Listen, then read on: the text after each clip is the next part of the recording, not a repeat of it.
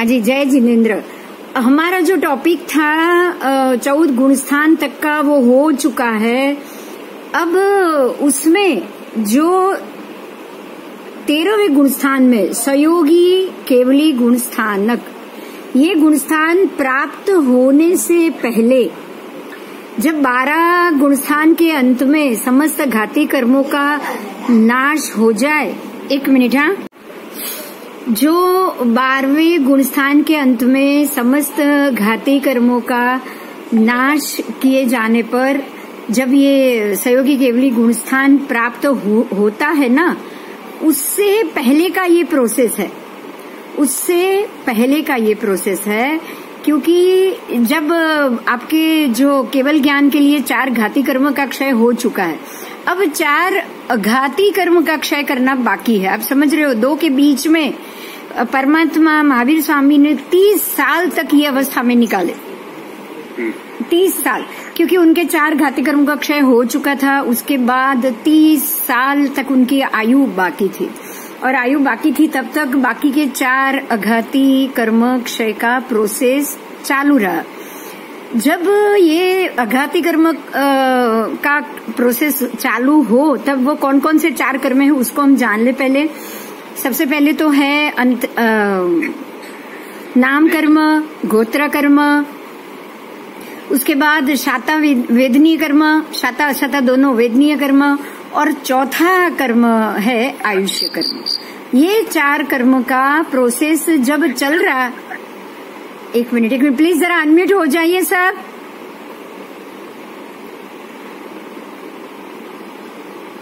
आवाज यहां से तो नहीं आया ना, पता नहीं। तो ये जब जो प्रोसेस उनका चालू होता है, तो जब तक आयु चालू है, जब तक आयुष्य कर्म चालू रहेगा, तब तक उनके सारे बाकी के 3 कर्म का भोग होता जाएगा। लेकिन जब उनको पता चल जाए कि अब उनका आयु कर्म खत्म होने पे, ऐसा नहीं है कोई भी कर्म कब भी खत्म हो सकता है, क्योंकि जो बांधा है वही भोगना है। जो श्वासोच्छ्वास उन्होंने बांधा है उतने ही उनको भोगने पड़ेंगे। तो जैसे परमात्मा महावीर को ये पता चला कि अब उनका शेष कर्म, आयु कर्म 2 या 3 दिन का ही बाकी है, तब उन्होंने जो उनके बाकी कर्म जो दूसरे बाकी थे, उसमें नाम कर्म, खास करके नाम कर्म में उनको बाकी था, नाम कर्म को भोगना, ज्यादा भोगना बाकी था। तो उन्होंने 48 घंटे की देशना दी, उन्होंने 48 घंटे की देशना दी। तो बिल्कुल इसी तरह से किसी भी केवली भगवंत को पता चल जाता है कि आपको ये तो पता है कि 48 घंटे तक की देशना तो कभी चलेगी ही नहीं, व्याख्यान तो कभी इतना लंबा चलेगा ही नहीं। व्याख्यान का कुछ समय होता है, संध्या होने से पहले ये सारी चीज समाप्त हो जाती। लेकिन परमात्मा का नाम कर्म का उदय 48 घंटे तक उनका बोलना, शब्द का उपयोग बाकी था। तो जब तक ये खत्म नहीं होगा, आयु से पहले उनको खत्म करना जरूरी था, तभी उन्होंने 48 घंटे तक की लास्ट देशना दी। बिल्कुल इसी तरह अन्य केवली भगवंत भी अपने आयु कर्म के सामने बाकी के 3 अघाती का तोलमाप करेंगे। उनको करना पड़ेगा कि अभी जितना आयु बाकी है, बराबर उसी के वहां तक ही बाकी के 3 कर्मों को उनको लाके रखना पड़ता है। उनको बाकी के 3 कर्म को भी उसके आयु के जितना ही लाकर एक नाप का करना पड़ता है। और इस क्रिया को शैलेशीकरण कहा जाता है। इसी क्रिया को समुद्घात, केवली समुद्घात कहा जाता है। मतलब अब वो शैलेशीकरण की क्रिया करे उससे पहले बराबर 3 या 4 समय का ही ये समय है, ज्यादा समय नहीं है। शैलेशीकरण से पहले जो उनको अपने 4 अघाती कर्म को बिल्कुल एक नाप का करना है, उसके लिए बहुत कम समय होता है। उसको हम अभी ये क्रिया को आगे देखेंगे। लोक अलोक के तीनों काल के समस्त भावों को वो प्रत्यक्ष देख रहे हैं, फिर भी यहाँ उपदेश दान, विहार गमन, आहार ग्रहण आदि प्रवृत्ति यानी कि वचन योग और काय योग चालू है। उनके 4 घाती कर्म के क्षय के बाद उनका वचन योग और काय योग 2 योग चालू है। सिर्फ मन योग खत्म हुआ है। मन योग भी इसी कारण खत्म हुआ कि अब उनकी इच्छा अनिच्छा ही है ही नहीं। इच्छा अनिच्छा ही राग का कारण है। जो हमने सूक्ष्म लोभ जाना था ना, जो सूक्ष्म लोभ का प्रोसेस जाना था ना, ये सूक्ष्म लोभ को सूक्ष्म राग भी कहा गया। इसी बात को मैं फिर से यहाँ 2 मिनट के लिए बोलूंगी कि जो सूक्ष्म लोभ है, लोभ का मतलब ही है मेरी इच्छा या मेरे अंदर के रहे भाव, चाहे वो शुभ भाव हो, प्रशस्त हो, कुछ भी हो। गौतम स्वामी के मन में परमात्मा महावीर से सवाल जवाब करते रहने का उनका भाव या उनकी अपनी इच्छा, बात में हे भगवान हे भगवान हे भगवान जो वो पूछते रहते थे, प्रभु महावीर को पूछते रहते थे। मन प्रयोग ज्ञान के उनके भंडार से भरे हुए होने के बावजूद वो पूछते रहते थे। यही था जो राग था, प्रशस्त राग था, और यही सूक्ष्म संजवलन लोभ कषाय के रूप में रहता है। क्योंकि राग का अर्थ ही मेरी इच्छा हुई। मेरी इच्छा मतलब मेरे अंदर जो इच्छा बाकी है। आपके अंदर इच्छा बाकी है तो समझ लो आपके अंदर लोभ कषाय बाकी, क्योंकि ये लोभ ही है जो मेरी इच्छा को अभी तक उसने खत्म नहीं होने दिया। मेरा मन है इसलिए मुझे ये कार्य करना है, तो आपका मन है इसलिए आप कर रहे हो, मतलब आपके मन में अभी भी कोई इच्छा या कार्य पूरा कराने का लोभ बाकी है।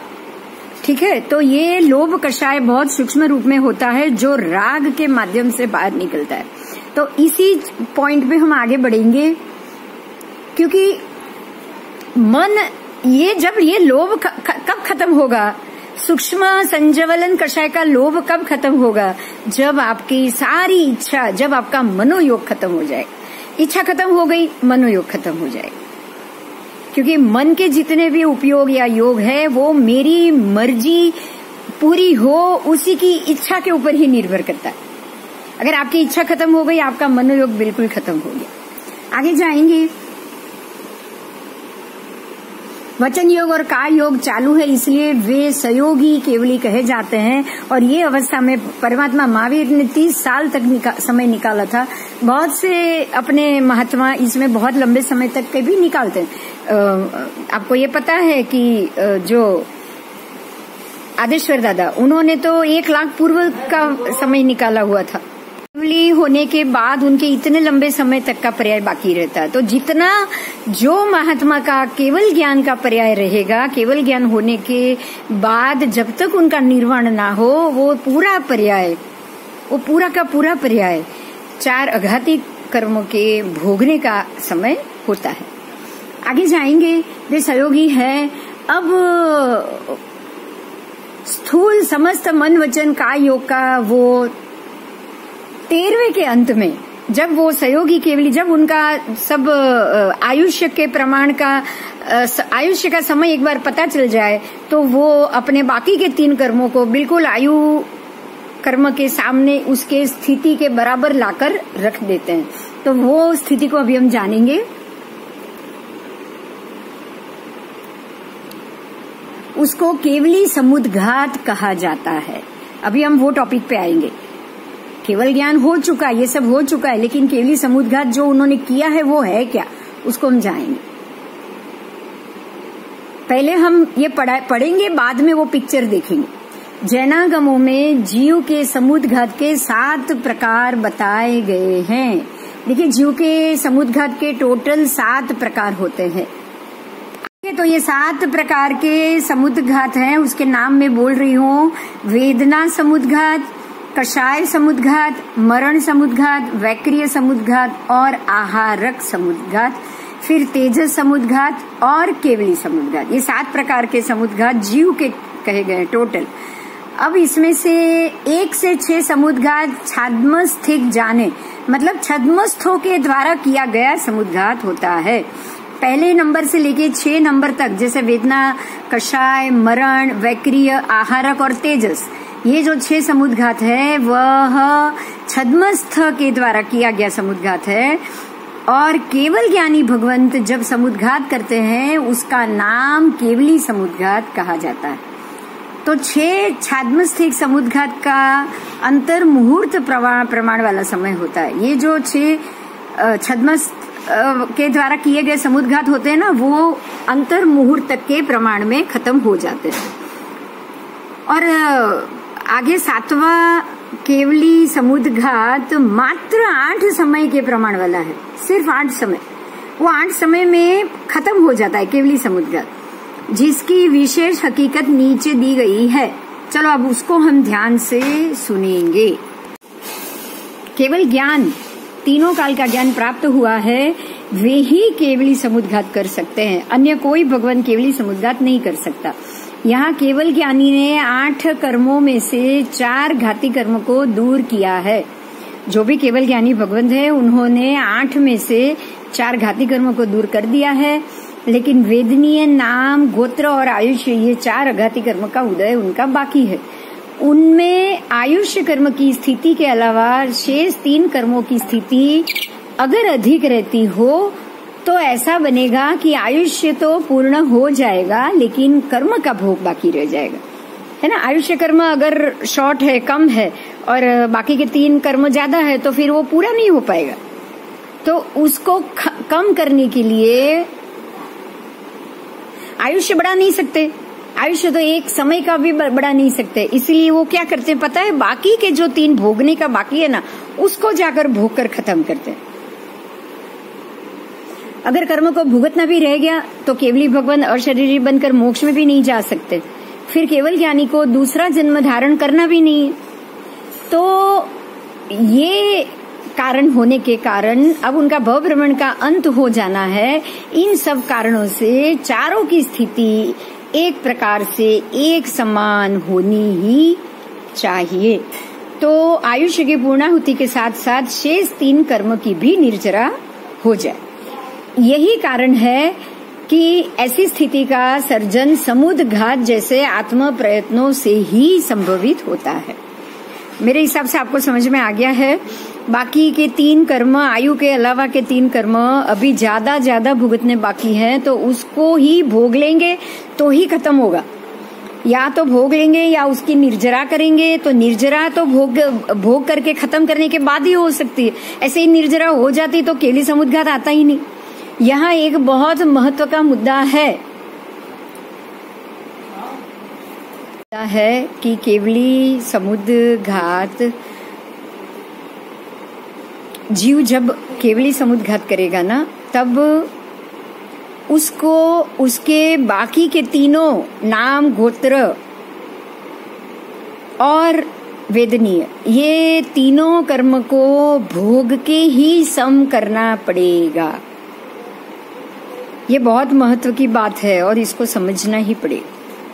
आपको मैंने पहले भी बोला है कि पुद्गल से बंधने वाले सारे कर्म, पुद्गलास्तिकाय से बंधने वाले हमारे सारे कर्म हमें निर्जरित करने ही पड़ते हैं, भोगने ही पड़ते हैं। जो भी हमारे 6 पर्याप्ति, शरीर पर्याप्ति, भाषा पर्याप्ति, मन पर्याप्ति, आपको देखो यहाँ मन वचन काया के योग है ना, वो बिना भोगे खत्म नहीं होते।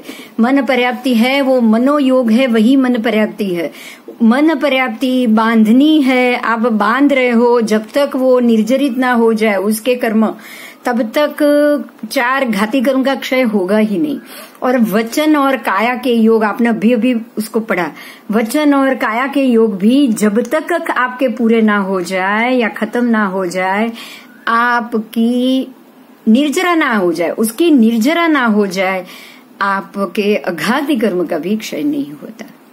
तो आज आपको ये बात समझनी है और माननी भी है कि ये जो 6 पर्याप्तियां हैं, वही 6 पर्याप्ति से जो भी कर्म बांधा है, जब तक उसकी निर्जरा नहीं होगी वो क्षय ही नहीं हो पाएंगे। उसके क्षय होने के लिए उसकी जो बांधे हुए हैं उसकी निर्जरा होनी बहुत आवश्यक है, बहुत आवश्यक। तो इस चीज को हमें समझना है। अगर कोई क्वेश्चन है तो पूछो प्लीज। आपके मन में कोई ना कोई क्वेश्चन खड़ा हो तो मन में दबा के मत रखिएगा। तय हो गया कि उनको मन वचन काया सबके योगों को भोगना ही पड़ता है और भोग कर कर्म को निर्जरित करना पड़ता है। अब आप ये देखिए कि वो बिल्कुल वो अवस्था में है जो केवली हो चुके हैं। अब उनको कर्म भोगना, तो ये शरीर से खाना पीना, नाम कर्म, ये कर्म सारा भोगना तो कोई संभव ही नहीं, इसका भोग तो संभव ही नहीं है। लेकिन फिर भी परमात्मा ने जैसे 48 घंटे तक देशना देकर वही शब्द पर्याप्ति, भाषा पर्याप्ति को जैसे उन्होंने खत्म किया, भाषा पर्याप्ति कहो, वचन पर्याप्ति कहो, एक ही बात, जैसे उसको उन्होंने बोल के 48 प्रहर तक देशना देके खत्म किया, बिल्कुल इसी तरह जो भी ये वचन योग थे, अब जो काय योग के जो उनके कर्म है उनको उन्हें 14 राजलोक में फैलाना पड़ता है। पूरा दंड प्रमाण शरीर बनाते हैं और उस शरीर को पूरे 14 राजलोक प्रमाण आत्म प्रदेश को दंड रूप बनाकर पूरे 14 राजलोक में उसको फैलाएंगे। और वही 8 समय के अंदर अंदर जितने जितने उनको नाम कर्म, फिर आयु नाम कर्म, उसके बाद वेदनीय कर्म और तीसरा गोत्र कर्म जो भोगना बाकी है ना, वो सारा मन वचन योग और काय योग हाँ उसको भोग के खत्म करके निर्जरित करके ही उनको अघाती कर्म का क्षय होगा। बिना ये क्रिया किए उनका अघाती कर्म के क्षय नहीं हो सकता। तो वो अब अभी प्रोसेस को हम देखेंगे। लेकिन कर्म भोग बाकी रह जाए, यही मैं एक बात पे बहुत भार देती हूँ आपको, अगर ये ध्यान में आए तो, कि कोई भी कर्म आप दबा के उपशम करके आप आए ही नहीं हो, आपको तो भोग के खत्म करना है। यहाँ पे नाम कर्म की कुछ प्रकृतियां ऐसी होती है जो बिल्कुल अघाती की स्थिति की होती है। वो अघाती की स्थिति की जितनी जितनी नाम कर्म, वेदनीय कर्म और तीसरी गोत्र कर्म की जो जो प्रकृति है उसको 14 राजलोक में उनको अपने आत्म प्रदेशों को फैला के, क्योंकि आत्म प्रदेश के ऊपर ही तो कर्म पड़ेगा आत्म प्रदेश के ऊपर। अब उनको ना नया भव लेना है, ना नया जन्म लेना है, ना फिर से कोई भोग या संसार का भोग उनको करना है, क्योंकि मन से तो कोई इच्छा बाकी रखी ही नहीं है। और ये अघाती है, अघाती मतलब गुणों का घात करने वाले कर्म नहीं है। उसको भोग कर भी आएंगे ना, वो भोगने भी जाएंगे ना, तो भी गुणों का घात नहीं होगा। बड़े मजे की बात है यहाँ समझने में। वचन योग और काय योग के कर्म में वो भोग के भी आएंगे ना, तो भी उनके गुणों का घात नहीं होता।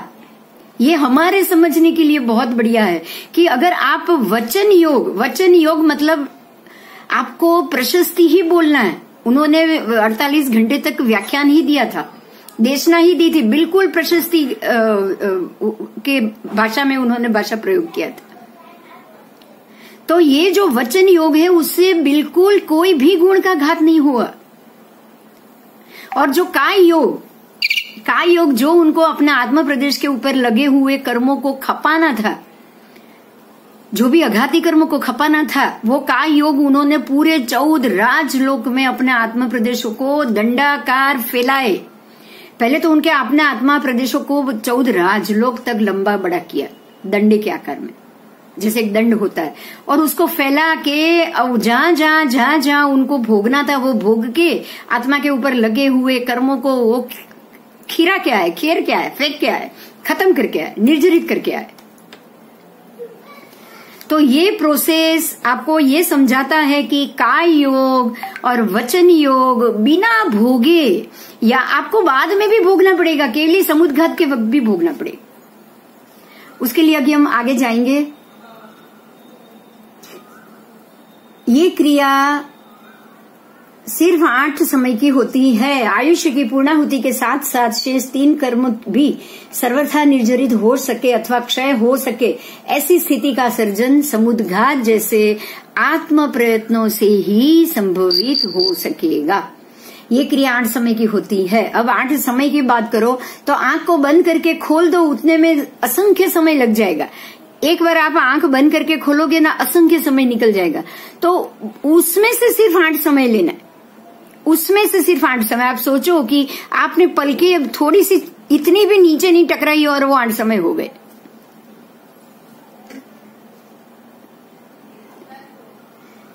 केवली भगवान 3 दीर्घ कर्मों की विषम स्थिति को सम करने के लिए आत्म प्रदेशों को अपने शरीर से बाहर निकालकर पहले समय में ऊर्ध्व दिशा और अधो दिशा के अंत तक 14 राजलोक प्रमाण लंबा और अपने शरीर प्रमाण जितना चौड़ा आत्म प्रदेशों को दंडाकार में रचते हैं। अब इस चीज को भी समझो, एक ही समय अर्थात सेकंड का असंख्यत्व भाग जितने काल में सैकड़ों ऐसे अरबों मील गति कर सकते। बहुत लंबी गति आ गई यहाँ। चैतन्य रूप की यह विलक्षण, अद्भुत और विराट ताकत है और उसके आगे वामन छोटी सीमाबद्ध लगती है। आज की स्पेस शटल, उपग्रह और रॉकेट भी उसके काम में नहीं। चलो अभी हम ये स्थिति को देखते हैं। आप आओ आगे पिक्चर में आओ। चलो, प्रथम समय में उन्होंने क्या किया है? इसमें उन्होंने ये जो 14 राजलोक प्रमाण अपने आत्म प्रदेशों को दंडाकार फैलाया है। देखिए, ऊपर नीचे 14 राजलोक प्रमाण आत्म प्रदेशों का फैलाव, बिल्कुल दंड जितना पतला, बिल्कुल दंड जितना पतला। आपको 14 राजलोक जितना लंबा करना है, लेकिन फैलाना नहीं। चौड़ाई में तो बिल्कुल दंड ही होगा, उनके शरीर जितना ही होगा, उससे ज्यादा नहीं। ठीक है, तो वो ऊपर ले गए और नीचे ले गए, और ऊपर से नीचे ले जाकर उन्होंने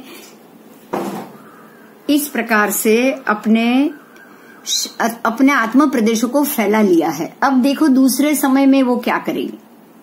आओ, दूसरे समय में अपने शरीर जैसा मोटा, ये उन्होंने दंड को चौड़ा किया है और कपाट की रचना करते। ये कपाट दिख रहा है आपको, कपाट जैसा।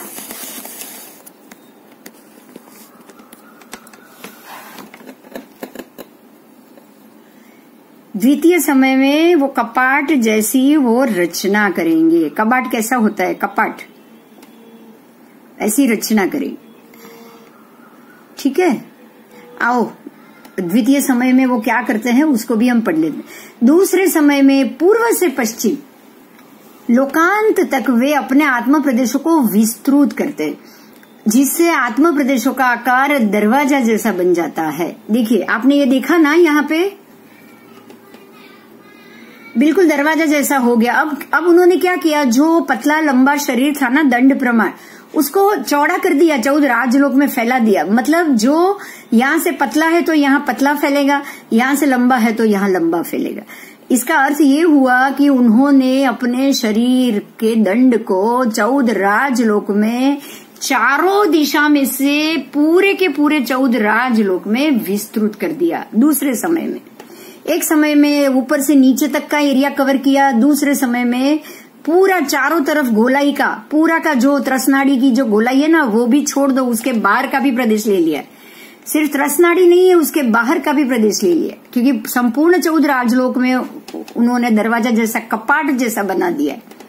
तीसरे समय में कपाट के प्रत्येक स्थान में से वे अपने आत्म प्रदेशों को उत्तर दक्षिण के छोर तक बड़ा कर देंगे, जिसके कारण आत्म प्रदेश 14 राजलोक के बहुतम प्रदेशों में व्याप्त हो जाता है।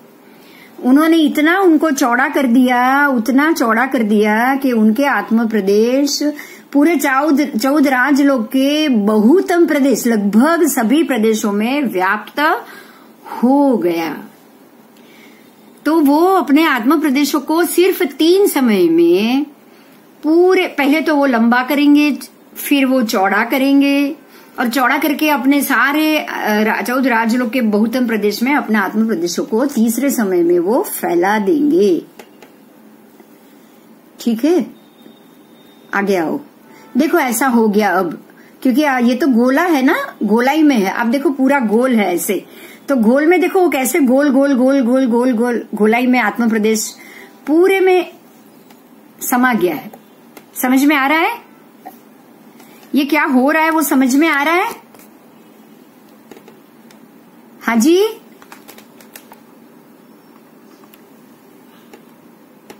पूरे 14 राजलोक के सभी एरिया में ना सिर्फ त्रसनाड़ी, लेकिन स्वयंभू रमण समुद्र तक की बात हो रही है।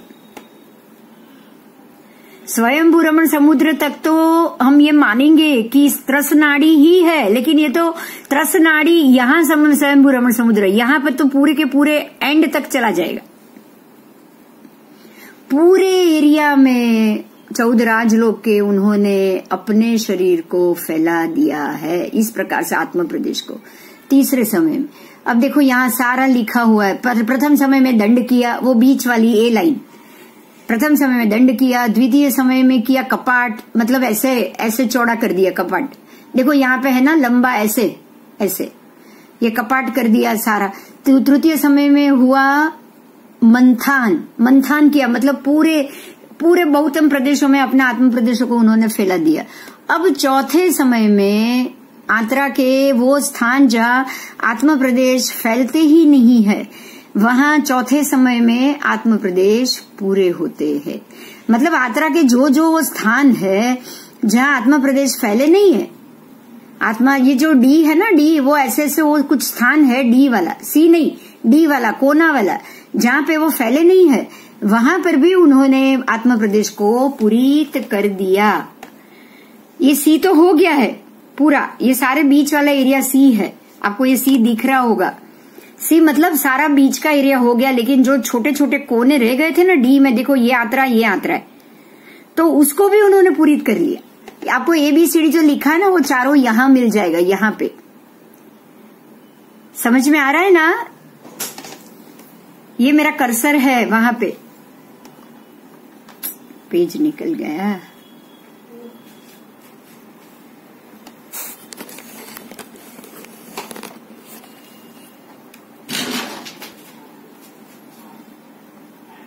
ये जो घूम रहा है ना आंतरे,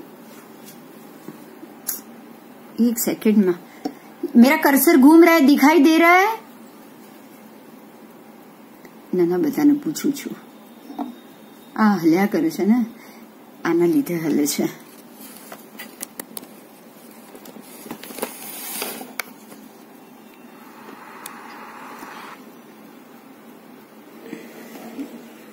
શું થયું? मन नहीं खबर बेटा, अत्यारे हूँ कई छेड़ीश नहीं, हमणा एने काई नहीं छेड़ू।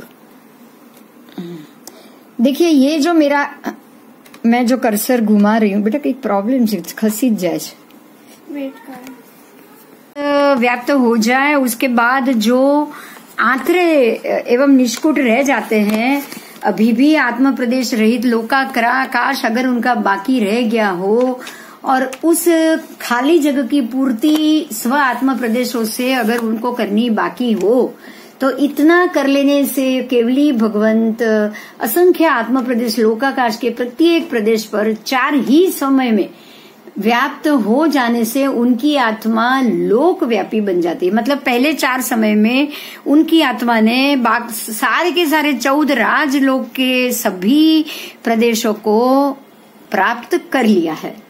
ठीक है, क्योंकि एक आत्मा के तथा लोक के प्रदेश एक समान ही है। देखो अब यहाँ बड़ी बात आ गई, आपके आत्मा के प्रदेश और लोक के प्रदेश बिल्कुल समान है। इसका अर्थ ये हुआ कि हमारी आत्मा और उसके प्रदेश 14 राजलोक के प्रदेश के प्रमाण की।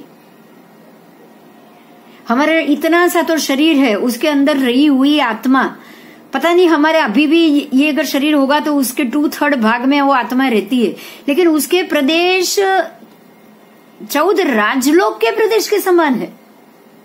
आप सोच सकते हो कि वो कितना, उसकी शक्ति कितनी विशाल।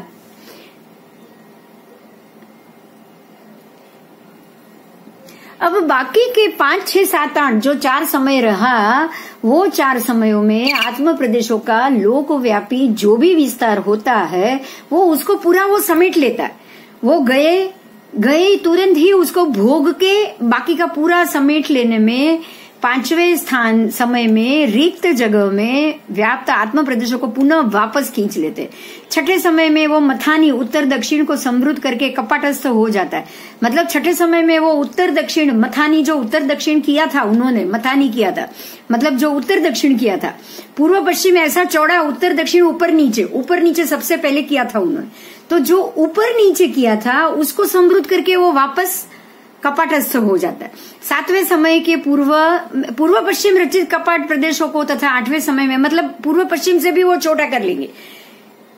6ठे में ऊपर नीचे को छोटा करेंगे, 7वें में पूर्व पश्चिम साइड से वो छोटा कर लेंगे, और 8वें समय में ऊपर नीचे रचित दंडाकार प्रदेशों को संहर कर अपनी आत्मा को पुनः पूर्ण रूप में मूल देह जैसा बना देंगे। अभी 8 क्रिया आपको समझनी है। मैं वापस पिक्चर में जा रही हूं, आप इसको पिक्चर में ही समझोगे, ठीक है। एक बार मैं समझा लेती हूँ, फिर अगर कुछ ना समझ पाए तो हम लोग उसके ऊपर क्वेश्चन आंसर्स डिस्कस करेंगे। ये ऊपर से नीचे का दंड बना, ये उत्तर दक्षिण होता है।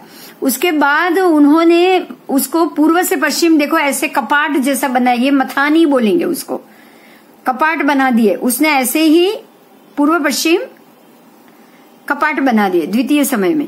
तृतीय समय में उन्होंने पूरे चारों तरफ के, जैसे ये कोने के बाकी रह गए थे ना, वो कोने के आंतरे को भी भर लिया। चारों तरफ के जो ये आपको 14 राजलोक में दिखेगा, बिल्कुल गोल गोल गोल गोल उन्होंने अपने आत्मा प्रदेशों को भेज के पूरे 14 राजलोक को कवर कर लिया। आंतरे के वो स्थान जहाँ आत्मा प्रदेश फैलते नहीं है, वो चौथे समय में उनके सभी आत्मा प्रदेश का उन्होंने हर जगह भेज के उसका भोग भी उन्होंने पूरा कर लिया। चौथे समय में, तीसरे समय तक पूरे आत्मा प्रदेश को फैला दिए, चौथे समय में एक ही समय में उन्होंने भोग उसका पूरा कर लिया। 5वें समय में वापस उन्होंने पुनः समेट लिया। किसको समेट लिया? तो सबसे लास्ट में जो किया था ना, वो पहले समेटेंगे। लास्ट में उन्होंने क्या किया था, ये कपाट किए थे, कपाट को पहले समेटेंगे। पहले ये कपाट को समेटेंगे, फिर पूर्व पश्चिम के, फिर उत्तर दक्षिण के कपाट को समेटेंगे। जैसे पूर्व पश्चिम किया वैसे उत्तर दक्षिण भी तो कपाट किया था, वो चारों को वो पहले समेटेंगे। 5वें, 6ठे, 7वें समय में वो दंड को ही समेट लेंगे। ये जो दंड है ना, उसको समेट लेंगे 7वें समय में। और 8वें समय में ऊर्ध्व और अधो, अब तो दंड भी समेट लिया है, अब ऊर्ध्व और अधो 8वें समय। ऊर्ध्व और अधो, ऊपर नीचे रचित दंडाकार प्रदेशों को संहर कर सिमट कर अपनी आत्मा को पुनः पूर्ण रूप में मूल देह जैसा वो 8वें समय में बना देंगे। समझ में आ गया? और ये 8 समय में उन्होंने सब भोग भी लिया और सारा अपना जो भी लगा हुआ कर्म था, जो भी भोगने का कर्म था, वो सब को भोग के उन्होंने निर्जरित कर लिया। फिर चौड़ा करेंगे। हाँ, फिर बाकी के जो जगह है वहाँ पे अंतरा की तरह बनाएंगे। हाँ, और फिर जो बाकी जगह रह जाएगा राजलोक में, उसमें अपना आत्म प्रदेश फैलाव करेंगे। यस। और इसी रीति से एक एक करके उल्टा करके, हाँ, बस ये 3 करने के बाद चौथे पे तो अभी उनको चौथे समय में तो भोग करना है। मतलब जो भी उनको कर्म बाकी है उसको भोग कर भोगना भी तो पड़ेगा ना। चौथे में वो भोग कर लेंगे, फिर 5वें से समेटना शुरू करेंगे। 5वें में वही गति से समेटेंगे। पहले वो कपाट उसी गति से समेटते जाएंगे और पहले 8वें समय में वो वापस बस बहुत बढ़िया अनिल जी। वो 8वें समय में वापस अपने मूल रूप में आ जाएंगे। इसका अर्थ क्या हुआ पता है? इसका अर्थ ये हुआ कि उन्होंने अपने आत्मा के ऊपर लगे जो भी अघाती 3 कर्म, आयु नहीं, खाली आयु नहीं, आयु छोड़ के जो बाकी के 3 कर्म लगे हुए थे, जो मात्रा में लगे हुए थे, वो सभी मात्रा में उन्होंने 14 राजलोक जितना अपना आकाश प्रदेश को विस्तृत किया और सभी कर्मों को भोग कर वो वापस आ गए। बराबर? अब आगे ये क्रिया के मामले में ही अभी आगे जो कुछ भी थोड़ा और है उसको हम पहले पढ़ ले। ठीक है? ये क्रिया, ये यहाँ इस क्रिया की सहायता से उदीर्णकरण करना असंभवित होने से अपवर्तना नामक करण द्वारा पूर्वोक्त 3 कर्मों की दीर्घ स्थिति को सम करके अपने योग्य स्थिति वाला बनाते हैं।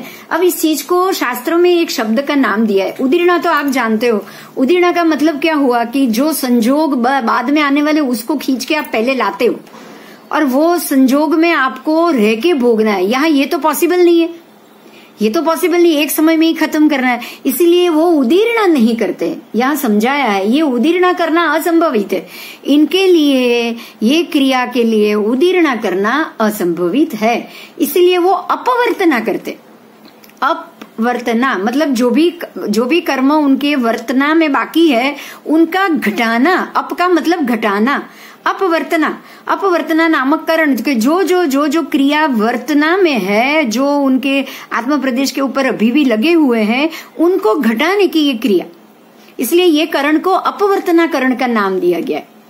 बराबर। तो अपवर्तना नामक करण द्वारा पूर्वोक्त 3 कर्मों की दीर्घ स्थिति थी उसको सम किया है, पूरा नहीं घटाया है। अभी भी आपको ध्यान रखना है, जो अगर उनको 2 दिन बाकी आयु अभी भी उनकी जितनी भी बाकी होगी ना, अब 2 दिन तो सवाल ही नहीं बाकी, लेकिन कुछ तो समय बाकी होता है ना, ये उसके पहले ही होता है। ये जो क्रिया करते हैं शैलेशीकरण के पहले की क्रिया है।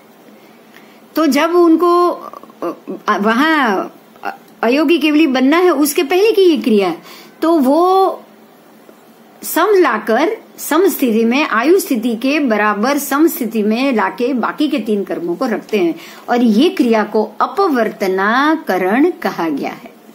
आगे जानेंगे। जैसे कोई गीला कपड़ा हो और ऐसे ही पड़ा हुआ हो तो वो पानी सूखने में कई घंटों लग जाएंगे। अगर गीले कपड़े के पानी को सुखाना तो बहुत घंटे लग जाएंगे, लेकिन अगर उस गीले कपड़े को ठीक तरह से चौड़ा कर फैला दिया जाए, पानी को निचोड़ दिया जाए, मतलब निचोड़ना क्या होता है आपको पता है, आप कपड़े में से पानी निचोड़ते हो ना, तो सारे कपड़े के जो प्रदेश है ना, वो सारे प्रदेश से पानी निकल रहा है। आप जब कपड़े को ऐसे पूरा मोड़ोगे पहले, फिर निचोड़ोगे, कस के निचोड़ोगे, तो होगा क्या कि क्या एक जगह से पानी निकलेगा ना, सारे कपड़े के प्रदेश, जितने भी छोटे छोटे कोने कोने के प्रदेश होंगे ना, सारे प्रदेश से पानी टपक टपक के बाहर निकल आएगा निचोड़ने में। अब उसको चौड़ा करके सुखाओ, चौड़ा भी कर लिया आपने, मतलब उसके आत्म प्रदेशों को जितना कपड़ा था वो पूरा फैला दिया आपने। ये दोनों क्रिया की, कपड़े को पूरे उसके प्रदेशों को, कपड़े के प्रदेशों को एक एक करके फैला भी दिया, और एक एक प्रदेश में से निचोड़ के पानी भी निकाल दिया, तो अब वो जल्दी सूख जाएगा। तो उसको अब वो कई घंटे नहीं लगेंगे। ऐसे ही अगर पड़ा रहता तो 5 दिन तक नहीं सूखता, लेकिन ऐसे को चौड़ा कर दिया है तो अभी 2-3 घंटे में वो पानी सूख जाएगा।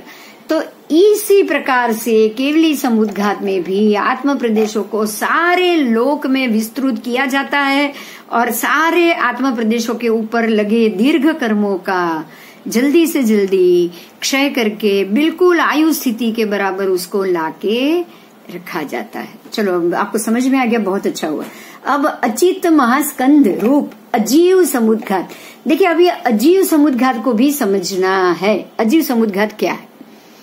तो अचित महास्कंद मतलब जो अचित है, अचित के रूप में जो महास्कंद है उसको देखेंगे। अजीव समुद्घात की परिभाषा एवं प्रक्रिया बताने जा रहे हैं। अनंत परमाणुओं से बना हुआ अनंत प्रदेशी कोई स्कंद, अगर कोई स्कंद हो तो अनंत प्रदेशी हो, अनंत परमाणु से बना हुआ हो, तो वो तथा प्रकार के वित्स्रसा बंध, वित्स्रसा, तो वित्स्रसा का मतलब क्या हुआ? तो क्षीणता और अशक्तता, जो क्षीणता वाला है वो ऐसा प्रकार का फल स्वरूप अथवा स्वाभाविक रूप से, या तो स्वाभाविक या वितस्त्रा, 2 बंध है, एक तो विस्तस्त्रा है और दूसरा फल स्वरूप स्वाभाविक बंध, कर्म के बंध 2 प्रकार के, बराबर। एक तो क्षीणता का है, वो अगर कर्म को क्षीण करना, और दूसरा वो स्वाभाविक रूप में नेचर, एक आप अपने आप क्षीण कर रहे हो और दूसरा अपने आप नेचुरली क्षीण हो रहा है। ऐसे 2 कर्मबंध 2 प्रकार से क्षीण होते। एक तो आप अपने आप क्षीण करोगे, दूसरा वो अपने आप समय समय समय पे क्षीण होता जाएगा। तो 2 प्रकार से केवली समुद्घात में दंडाकार तथा अलमारी आकार में जिस प्रकार से भी बताया गया है, उस प्रकार से ही 4 समय में संपूर्ण लोका के आकाश में व्याप्त होकर फिर से 4 समय में सभी अवस्थाओं को समेटकर मूल अवस्थावान अंगुल के असंख्यात वे भाग रूप बन जाता है। 4 समय में वो बड़ा हो गया, बाकी के 4 समय में वो इतना छोटा अंगुल के असंख्यात वे भाग जितना हो गया, उसे अजीव समुद्घात कहा गया है। यही क्रिया अजीव समुद्घात है, क्योंकि आत्मा प्रदेशों के ऊपर लगे हुए कर्मों को घटाने के लिए सभी अजीव 14 राजलोक में अजीव भरा हुआ है ना, 14 राजलोक में अजीव ठस ठस के भरा हुआ है, तो उसका कर्म क्षय कर रहे हैं, 14 राजलोक में व्याप्त होकर हो रहा है, इसलिए इसको अजीव समुद्घात कहा गया। संपूर्ण लोकाकाश में व्याप्त होने की योग्यता वाले अथवा व्याप्त बने हुए पुद्गल स्कंद अनंत है, जिन सब को अचित महास्कंद के नाम से पहचाना गया है। तो 14 राजलोक में जो ठसाठस भरे हुए पुद्गल स्कंद है ना, वो सारा पुद्गल स्कंद अजीव है, क्योंकि पुद्गल अजीव है। अगर पुद्गल अजीव है तो उसके सारे जो पुद्गल स्कंद 14 राजलोक में ठास ठास के भरे हैं वो भी अजीव है, तो वो सारे ठासे भरे हुए पुद्गल स्कंद का उपयोग यहाँ हुआ, उसका भोग किया गया, इसलिए इस समुद्घात को अजीव समुद्घात कहा जाता है। यहाँ यह प्रयत्न जीव द्रव्य का नहीं है, लेकिन अजीव द्रव्य का प्रयत्न, ये प्रयत्न अजीव द्रव्य का है, ठीक है, इसलिए इसको अजीव समुद्घात कहा जाता है। प्रशमरति, समवायांग सूत्र, प्रज्ञापना सूत्र, जीव समास वृत्ति, इसमें से ये सारी चीज ली गई है। चलो अभी ये आपका समुद्घात और मोक्ष मार्ग ये सब पूरा टॉपिक खत्म हो गया। आपके 14 गुणस्थान केवली परमात्मा केवली बने हैं। अब वो सहयोगी केवली और अयोगी केवली के बीच का समय, जब उनके 4 अघाती का कर्म क्षय का सम लाकर रखना हो, तब का केवली समुद्घात, ये पूरा जो प्रोसेस है वो आपका प्रोसेस खत्म हो गया, और जीव मोक्ष में भी, आत्मा सिद्ध गति में भी चली गई, ये सारी प्रक्रिया करके। अब ये तो टॉपिक खत्म हो गया। अब हम एक और टॉपिक पे जाएंगे। अब ये टॉपिक पूरा हो गया। कोई प्रश्न है?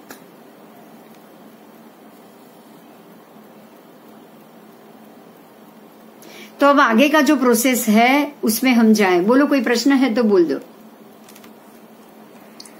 अभी तो हो गया। ओके, तो अभी जो का टॉपिक है आपका बाद वाला, उसका नाम है विष स्थानक तप। ये बहुत महत्व का मुद्दा है। आपको एक बात ये बता दें कि पूरे उत्सर्पिणी अवसर्पिणी में 1-2 नहीं पर 720 तीर्थंकर परमात्मा होते। उत्सर्पिणी अवसर्पिणी दोनों के मिला के भरत क्षेत्र के और महाविद्य क्षेत्र के 480 और भरत क्षेत्र के भी 480, 240 उत्सर्पिणी के, 240 अवसर्पिणी के, है ना। 205 भरत के, 240 उत्सर्पिणी अवसर्पिणी के, और 5 ऐरावत के भी 240 उत्सर्पिणी अवसर्पिणी, तो वो भी 480 हो गए। तो दोनों मिला के 480 960 परमात्मा तीर्थंकर परमात्मा बनेंगे। अब आप ये सोचिए, 960 तीर्थंकर परमात्मा बनेंगे तो 360 कसला का पुरुष कितने बनेंगे?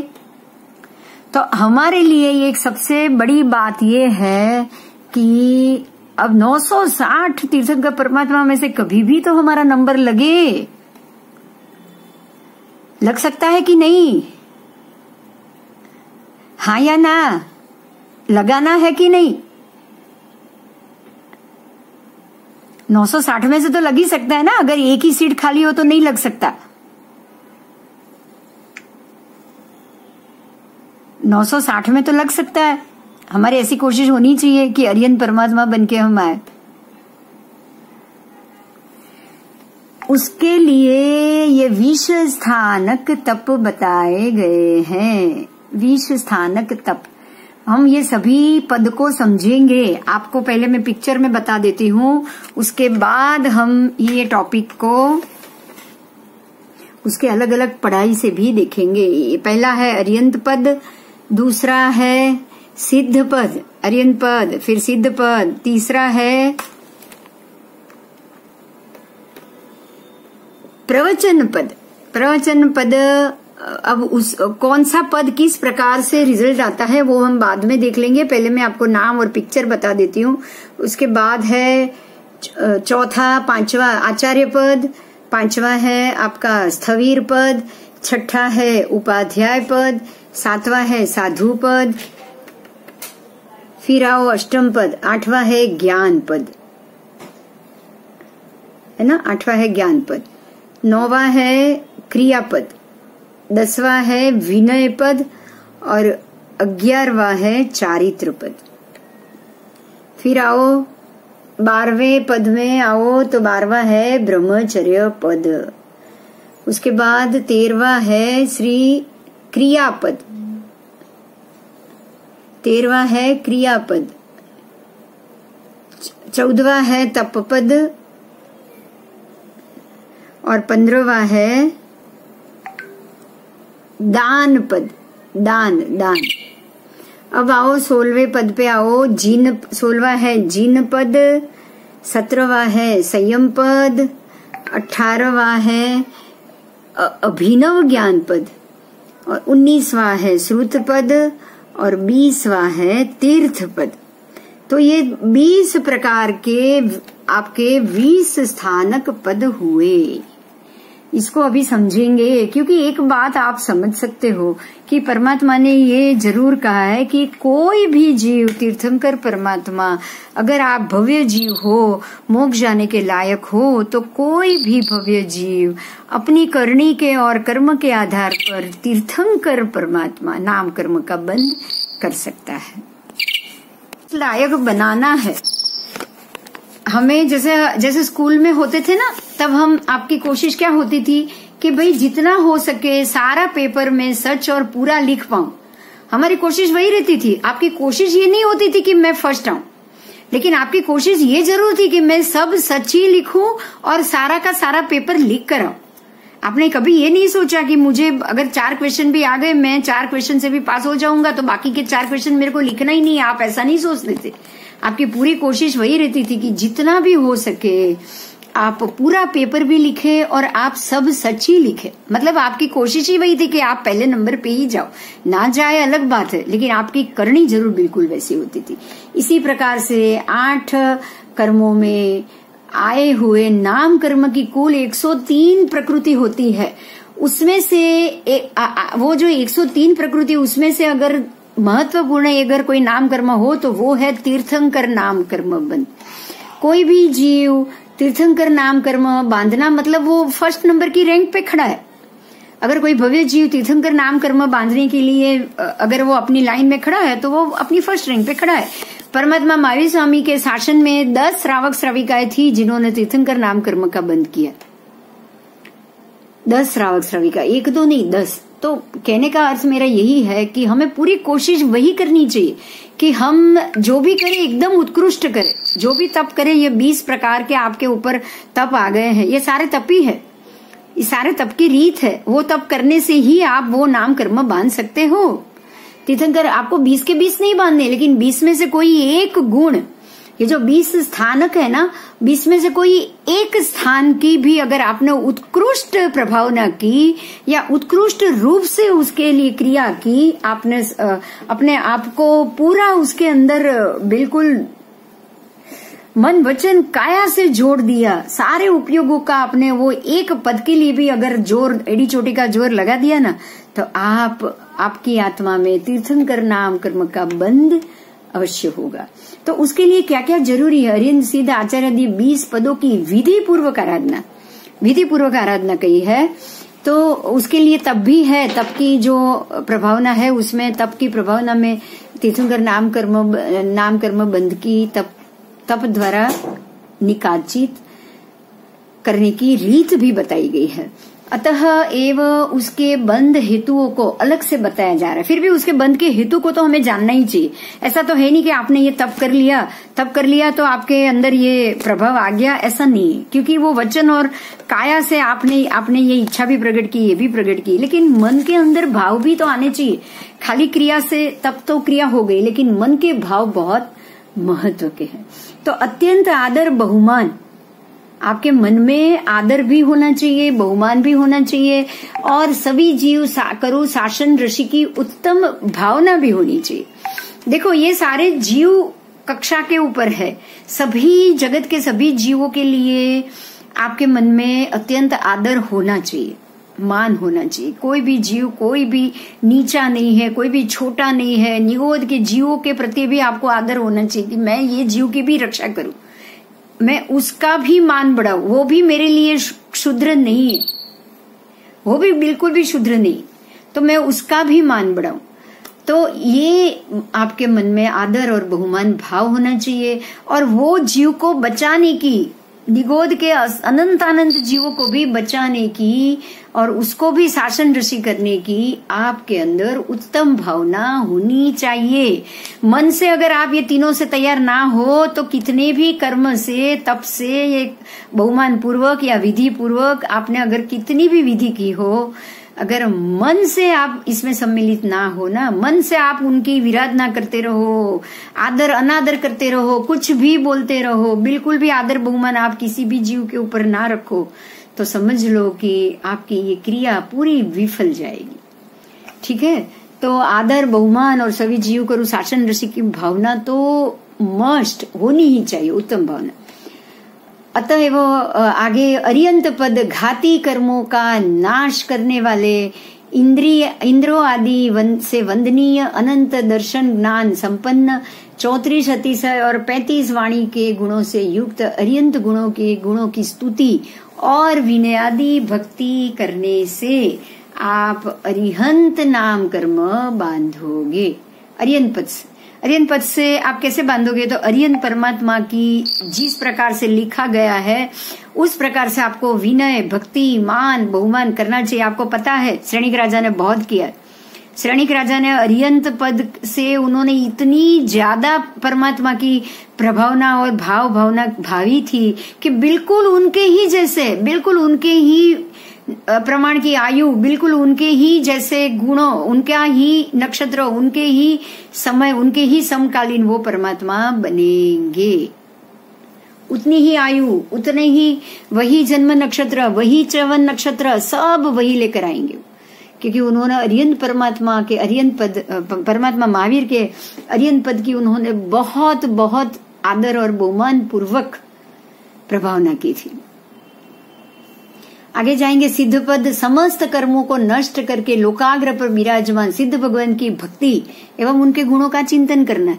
हाँ, कोई कोई जीव ऐसा भी होता है कि वो सिद्ध, क्योंकि वो जानते हैं कि अर्यंत परमात्मा तो जब कब बनेंगे, ये काल में तो हम बनेंगे नहीं, और हमको तो इसी आरे में या यही एक ही आ गए कि एक ही जन्म में, अगर हम भरत में भी आ गए ना, जन्म लेना बाकी हो ना, तो यहीं से भी मोक्ष चले जाए। इसलिए वो कोई अर्यंत परमात्मा की राह नहीं देखेंगे। वो बोलेंगे अगर कोई भी सिद्ध, अभी भी सिद्ध भगवंतों की भी अगर पूजा प्रभावना करने से मोक्ष होता है तो हमारा मोक्ष हो जाए। तो सिद्ध पद की ऐसे चिंतन करने से। उसके बाद है प्रवचन पद। अब बाकी की चीजों को हमें समझना पड़ेगा ताकि हमें पता चले, कि हमें भी मालूम पड़े कि हमें कौन कौन से कर्मों को भविष्य में करना चाहिए। ठीक है, कौन से कर्म करने से आप तीर्थंकर नाम कर्म तक पहुंच सकते हो। तो प्रवचन पद में क्या लिखा है? तो द्वादशांगी रूप श्रुत की भक्ति करने से। द्वादशांगी का मतलब क्या हुआ? तो जो आगम ग्रंथ है, जो आगम की भाषा परिभाषा है, वो उसके जो श्रुत है, आपको उसकी भक्ति करनी। ठीक है, तो जो प्रवचन पद मतलब जो भी आगम ग्रंथ है, आगम की भाषा, द्वादशांगी तो वही है आगम, 12 अंग का मतलब ही तो वो द्वादशांगी, जो भी आपके 12 अंग है। और उसमें से प्रवचन हमारे हाथ में जो कल्प सूत्र की जो रचना की थी, वो एक आगम ग्रंथ में से कल्प सूत्र बनाकर हमारे सामने प्रस्तुत किया गया है। और जो आगम ग्रंथ है वो द्वादशांगी से ही उसका उद्योत किया गया है। तो हम बिल्कुल आगम ग्रंथों को इसमें मानेंगे। तो उसकी भक्ति करने से, श्रुत की भक्ति करने से, या उसका प्रवचन करने से, प्रवचन पद है, उसका फैलावा करने से, उसकी विनयादि भक्ति, उसका श्रुत के माध्यम से उसका प्रचार करने से, बराबर, उसमें प्रवचन पद का ज्यादा बंध होता है। और प्रवचन पद के माध्यम से तीर्थंकर नाम कर्म का बंध होता है। उसके बाद है आचार्य पद, 36 गुणों के धारक आचार्य महाराज की भक्ति और उनके गुणानुवाद एवं आहार वस्त्रादि द्वारा उत्कृष्ट भक्ति करने से। पर आपको पता होगा कि जो कृष्ण राजा ने जो तीर्थंकर नाम कर्म का जब बंद किया उस वक्त, तब उन्होंने 18,000 साधु भगवंतों की भक्ति करके किया था। ठीक है, तो वो अभी आ रहा है स्थवीर पद, जाति वय स्थवीर, 60 वर्ष की उम्र से अधिक, श्रुत स्थवीर, ठाणांग और संवायांग सूत्र के धारक तथा पर्याय स्थवीर, 20 वर्ष की दीक्षा पर्याय वाले की भक्ति स्तुति वंदना आदि करने से, उनकी भी भक्ति या करो या स्तुति करो या वंदन करो, उनके प्रति मान बहुमान रखो, तब भी आप स्थवीर पद से भी उसकी आराधना कर सकते हो। उसके बाद आता है उपाध्याय पद, बहुश्रुत सूत्र अर्थ तदुभय युक्त गुरु भगवान की भक्ति करने से। फिर साधु पद, पंच महाव्रतधारी, 22 परिचय को सहन करने वाले साधु के 27 गुण धारक। हाँ जी, हाँ बोलो।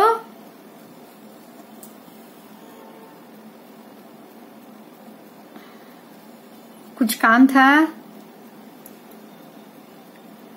बहुश्रुत ज्ञान, बहुश्रुत तो हो गया। साधु पद, पंच महाव्रतधारी, 22 परिचयों को सहन करने वाले साधु के 27 गुण धारक मुनिराज की सेवा भक्ति गोचरी और व्यवच आदि करने से। आपको आप देखो यहाँ साधु भगवंत की तो सारी प्रक्रिया, सारे व्यवच से कोई ना कोई पद जरूर बन रहा है।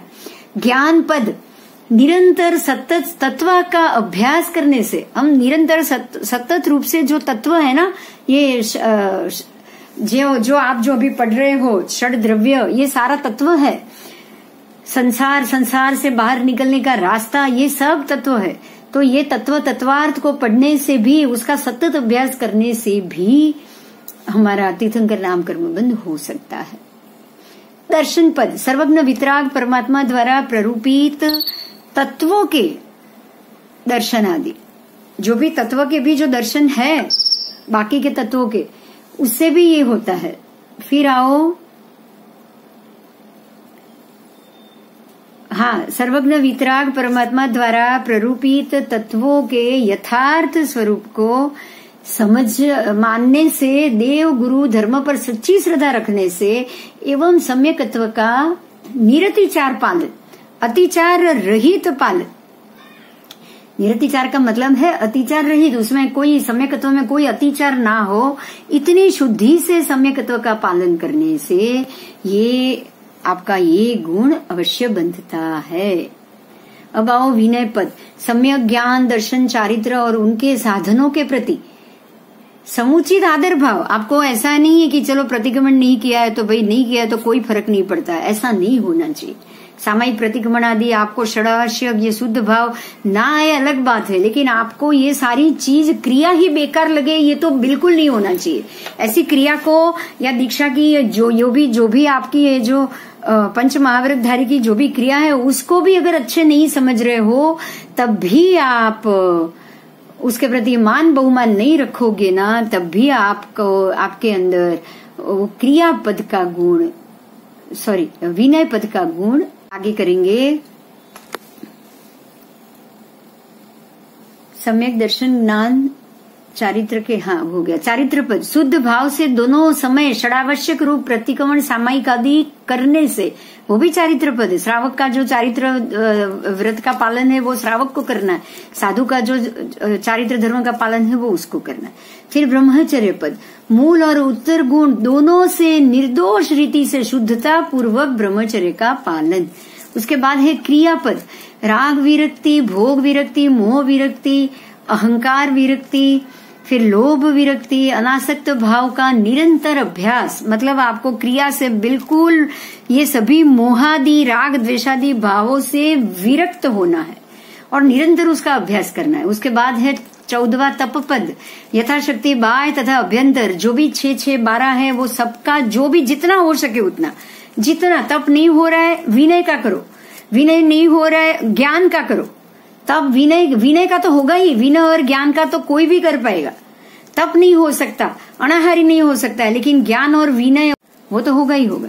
फिर दान तप पद, दान को यथोचित दान देना, यथोचित जो उचित। फिर व्यवच पद, आचार्य उपाध्याय स्थवीर तपस्वी ग्लान नव दीक्षित स्वधर्म की भाव पूर्वक भक्ति व्यवच करने से, ठीक है, हम उसकी भी हम अवहेलना करते रहते, तो वो तो बिल्कुल नहीं करनी। संयम पद, स्वयं समाधि भाव में संयम युक्त जीवन जीने से अथवा गुरुजनों का मन सेवादि द्वारा प्रसन्न रखने से, ये संयम पद की आराधना हुई। फिर अभिनव ज्ञान पद, निरंतर नया नया ज्ञान, जो हो गया है वो तो हो चुका है, उसको वापस रिपीट कर करके उसी के अंदर नहीं रहना है, आपको उससे अलावा और नया ज्ञान का अभ्यास जरूर करना है। श्रुत पद, श्रुत ज्ञान की भक्ति एवं बहुमान करने से, श्रुत ज्ञान की आप श्रुत का माध्यम है, वो माध्यम का आप बहुमान करो। श्रुत का माध्यम आगम आदि पुस्तक है तो उसको पढ़ो, उसको विनय करो, उसका कहाँ रखना, कैसे रखना, उचित स्थान अनुचित स्थान, वो सबका भी ध्यान रखो। तीर्थ पद, संसार सागर से जो तारता है वही तीर्थ है। ऐसे तीर्थ की आराधना करने से जीव तीर्थंकर नाम कर्म का बंद करता है। तो इन्हीं 20 कारणों से या कोई 1-2 कारण से, जरूरी नहीं, आपको एक कारण भी मिल गया बहुत है, जरूरी नहीं कि आपको 20 के 20 कारण का ही आप पुण्य उपार्जन करो। 20 में से कोई एक क्रिया के लायक भी आपने पुण्य का उपार्जन कर लिया, कर्म बंद कर लिया, तो आपको अरिहंत सिद्धादि उत्कृष्ट भावों के साथ सेवा, शुश्रूषा, भक्ति, बहुमान आदि करने से तीर्थंकर नाम कर्म का बंद होता है। उक्त रीति से तीर्थंकर नाम कर्म का उपार्जन करने वाला महापुण्यवंत जीव बीच में देव या नारक का एक भव करके तीसरे भव में तीर्थंकर पद रूप अरिहंत पद को प्राप्त करता है। अब यहाँ एक चीज जो भी लास्ट में समझाई है उसको हम समझ लेंगे कि जीव को, मान लो कि उसने अगर इन्होंने श्रेणिक राजा के भव में तीर्थंकर नाम कर्म उपार्जन किया, तो अब उनको एक ही भव बीच में करना है, मतलब उनके उतने ही कर्म बाकी रहेंगे, तब वो जो उनकी इतने भव की जो क्रिया है वो क्रिया वो एक भव पहले के भव में रंग लाएगी। बाकी तो उनका फल तो बहुत से भव का सम्मिलित होता है। मरीचि के भव में ही पता चल गया था भगवान महावीर के जीव को कि वो खुद तीर्थंकर बनने वाले। सोचो, मरीचि को ही मालूम पड़ गया था कि वो खुद तीर्थंकर बनेंगे, जबकि तीर्थंकर नाम कर्म बांधा 25वें भव में। तो ये ही बात है कि वो उसके आधारित तीर्थंकर नाम कर्म के योग्य गुण अगर वो भावी होने वाले हैं तो पहले से ही वो गुणों की आराधना वो शुरू कर लेता है। और पर बांधता वो तब ही है जब उसका तीर्थंकर से पहले का एक भव छोड़ के उसके अगले भव में वो इसकी विधि, शास्त्रोक्त विधि करेगा। ठीक है, तो एक भव पूर्व आप तीर्थंकर नाम कर्म बांधोगे, उसके बाद नरक का भी होगा तो नरक का, या होगा तो मनुष्य। ठीक है, तो एक भव से पहले ही वो देव या नरक का ही आता है मेरे ख्याल में, तीर्थंकर नाम कर्म का बंद होगा।